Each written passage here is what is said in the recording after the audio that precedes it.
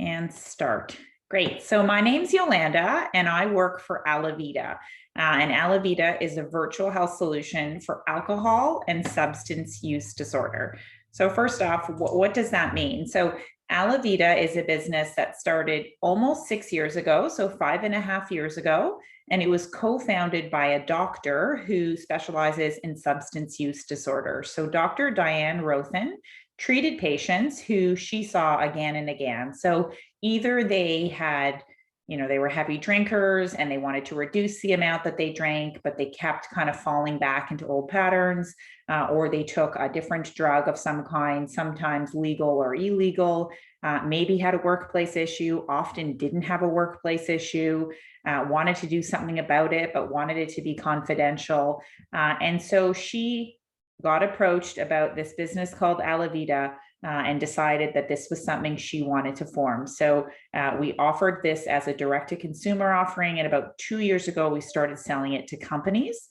Dr. Diane Rothen and many of our other physicians have helped make changes to how substance use disorder guidelines are approached in both Canada and the United States. So there's lots of ways in order to tackle issues around alcohol or substance use disorder. Ours is one way. It's a modern approach. We love to complement other ways if you've done something else in the past, or if there's something that works for you that is different, that's great too. But the more options that we offer people, the better.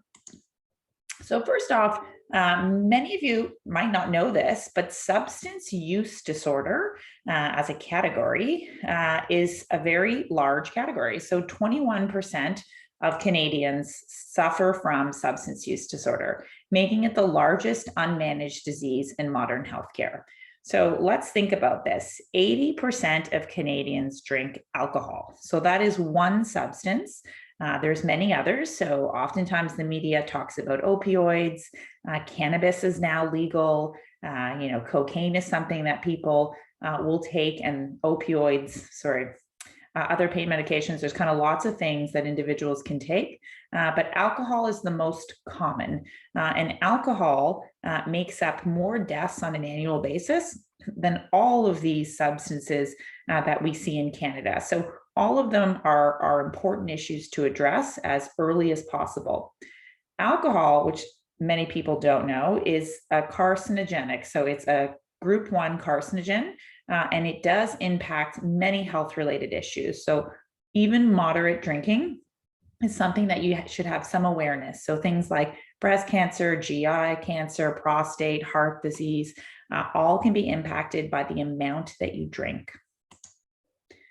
So if you're someone who drinks alcohol or uses opioids or takes cannabis occasionally or often, and you decide you want to do something about this, you often kind of feel that there's not much you can do, right? So, do I have to stop working?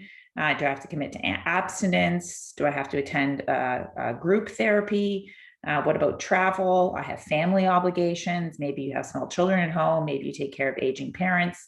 And there's often a copay for some of these rehab facilities that can be tens of thousands of dollars. So there really, aside from ALAViDA, hasn't been much options for people to continue to work and be productive. So ALAViDA really wants you to be able to get the help you need, regardless of if it's a little bit of help or a lot of help, and be able to keep working if that's possible, and to have it be completely confidential. So not something that has to go through your employer, but something that you do on your own.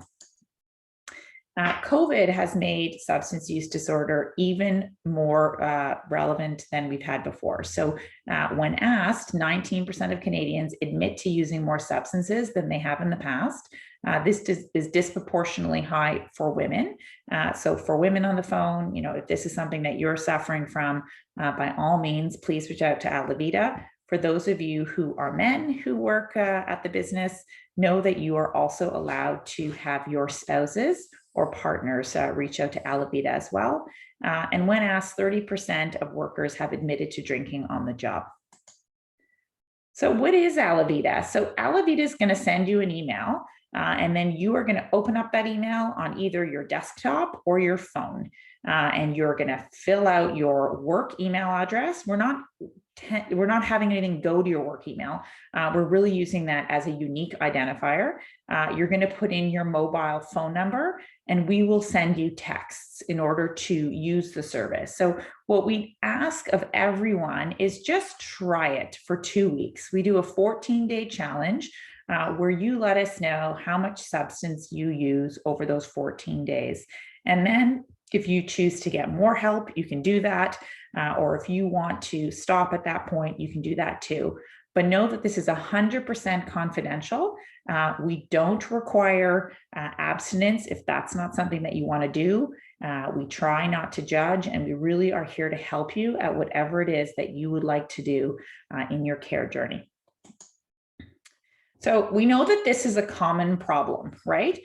So it's a common enough problem that if you're someone who says, oh, well, this is silly, like there's people who have really big problems and mine is such a small problem, there is no amount of kind of severity that's required in order to log into ALAViDA. So we have coaches, we have therapists, we also have physicians, all of which can be available to you regardless of substance or severity. So let's just go through a couple of cases just to give you some idea of how people have used ALAViDA in the past. So Sue's a 48-year-old, and she is an overachiever, right? So if you were to look up kind of participator, it would be Sue. So Sue is often the one that puts up her hand. She's always in a good mood. She works really hard. And so she started her 14-day challenge and put in the consumption of alcohol. In this case, she used alcohol.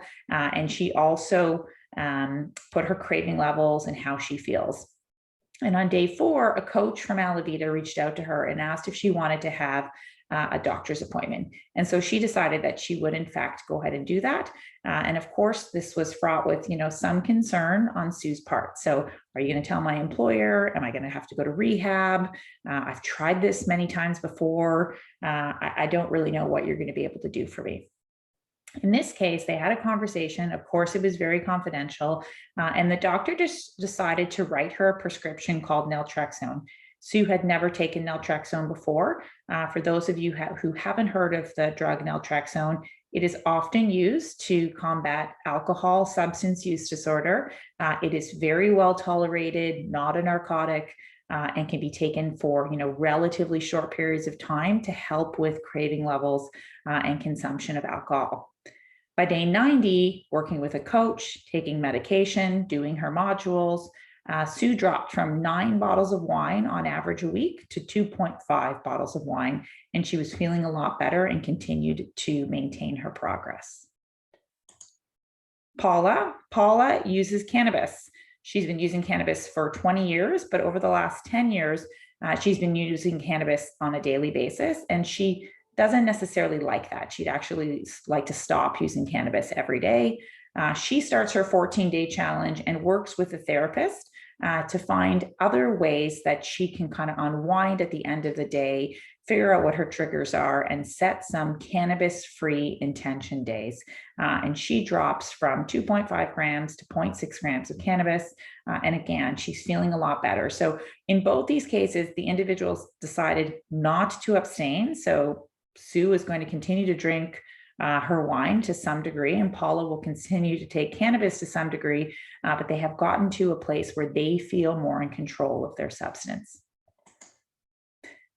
Now, there might be some of you that are listening to this saying, well, geez, those seemed really simple. Or maybe you have a loved one where you think, oh gosh, that wasn't so simple for them. Know that we have severity, we can sort of take cases in a wide range, right? So if you are someone who has more intense needs, or if you have a loved one that has more intense needs, we do have physician-led programs that we could, in fact, enroll you in if that level of care was required. So know that, the first step is really just getting started.